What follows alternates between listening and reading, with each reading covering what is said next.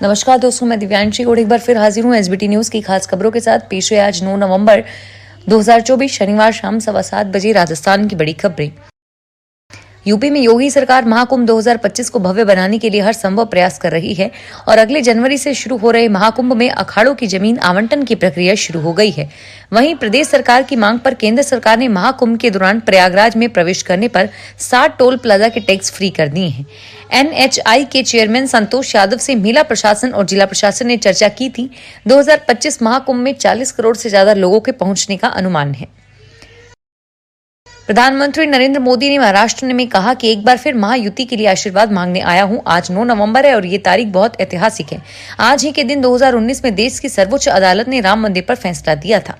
PM ने कहा कि 2014 से 2024 तक महाराष्ट्र ने भाजपा को दिल खोलकर आशीर्वाद दिया है।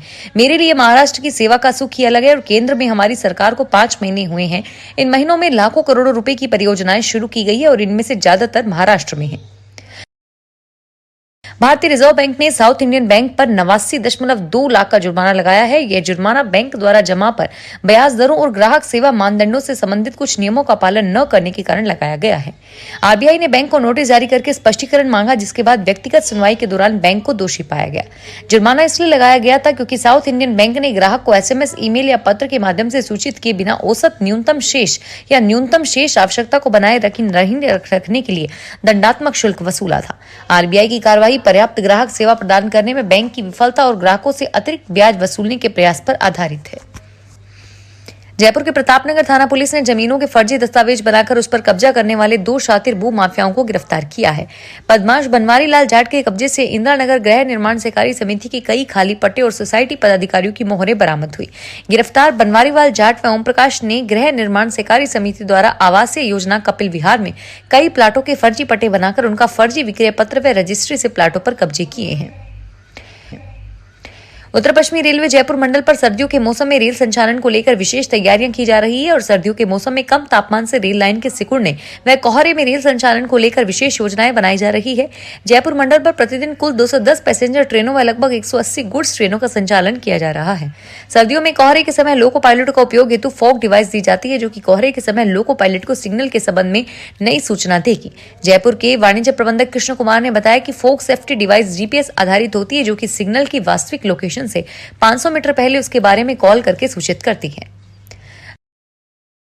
जोधपुर से जयपुर होते हुए इंदौर जाने वाली सबसे लोकप्रिय ट्रेन रणथंभौर एक्सप्रेस आज से इलेक्ट्रिक इंजन से चली। करीब 30 वर्ष पहले शुरू हुई यह ट्रेन डीजल इंजन से चलती थी और आज से डीजल इंजन को विदाई देकर नए युग के साथ इलेक्ट्रिक हो गई और इलेक्ट्रिक इंजन से चली। इस ट्रेन के साथ साथ उत्तर पश्चिमी रेलवे के जोधपुर मंडल से करीब 5 ट्रेनों के इंजन को डीजल से बदलकर इलेक्ट्रिक किया गया है। उत्तर पश्चिमी रेलवे के जोधपुर डीआरएम पंकज कुमार ने बताया कि मंडल के रायका बाग से फुलेरा रेलवे स्टेशन के बीच इलेक्ट्रिफिकेशन का कार्य पूरा होने के बाद ट्रेनों को तरीके से डीजल की तरह इलेक्ट्रिक इंजन से संचालन किया जा रहा है। राजा महाराजाओं और नवाबों को लेकर राहुल गांधी के आर्टिकल की आलोचना की जा रही है और राजस्थान के पूर्व राज परिवार के सदस्य तीखी प्रतिक्रिया दे रहे हैं। इस कड़ी में बीकानेर पूर्व राज परिवार सदस्य और इंटरनेशनल शूटर राजश्री कुमारी ने राहुल गांधी के बयान को आधारहीन और स्तब्ध करने वाला बताया है। राजश्री कुमारी ने कहा कि हमारे महज पूर्वजों के खिलाफ दिए गए आधारहीन और दुर्भाग्यपूर्ण बयानों के पढ़कर मैं स्तब्ध हूं। उन्होंने ईमानदारी और निस्वार्थ भाव से अपने राज्यों और नागरिकों की सेवा की। राजस्थान में स्वास्थ्य विभाग की ओर से द्विमासिक स्वास्थ्य नारी चेतना अभियान का आगाज 7 नवंबर को नेशनल कैंसर अवेयरनेस डे के अवसर पर किया गया। यह अभियान 10 जनवरी 2025 तक प्रदेश की सभी 11,283 ग्राम पंचायतों में चलाया जाएगा।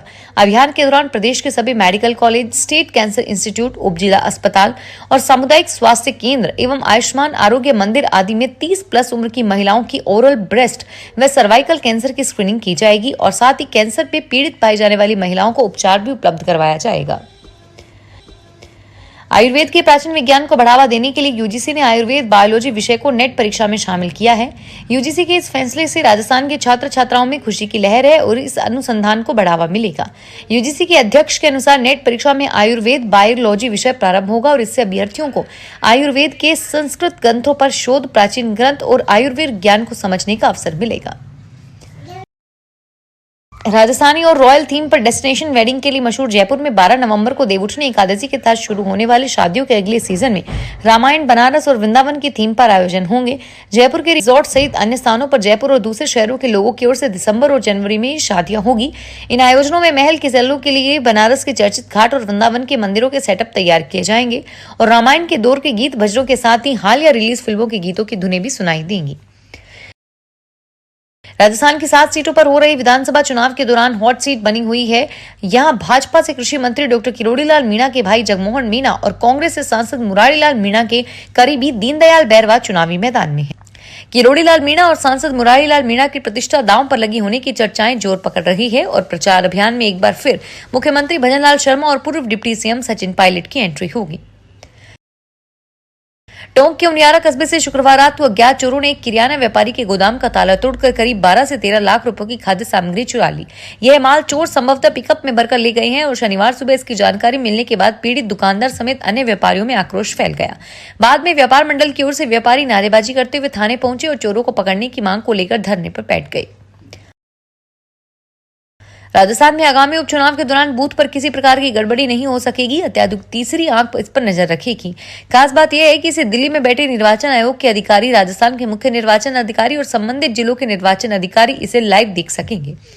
पिछले विधानसभा चुनाव 2023 की तुलना में झुंझुनू में ऐसे केंद्रों की संख्या 145 की गई है और पिछले विधानसभा चुनाव में इसकी संख्या 129 थी। और वहीं पूरे राजस्थान के 7 विधानसभा क्षेत्रों में उपचुनाव के दौरान निष्पक्ष और प्रलोभन रहित मतदान के लिए आधे से अधिक मतदान केंद्रों पर लाइव वेबकास्टिंग की व्यवस्था रहेगी।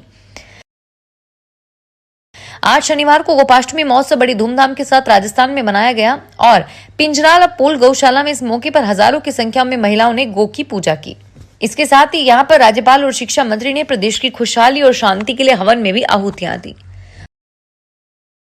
राजस्थान में रबी की फसलों की बुआई शुरू हो गई और इस बार ज्यादा बारिश के कारण इस काम में देरी को देखने को मिली है। यह समय चने और सरसों की बुआई के लिए सबसे उपयुक्त है, मगर तापमान ज्यादा होने के कारण बुआई का काम इस बार काफी धीमी गति से रहा है।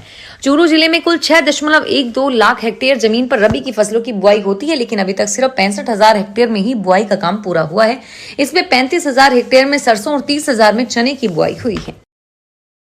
फिलहाल इस बुलेटिन में इतना ही और फिर हाजिर होंगे तमाम बड़ी खबरों के साथ। धन्यवाद।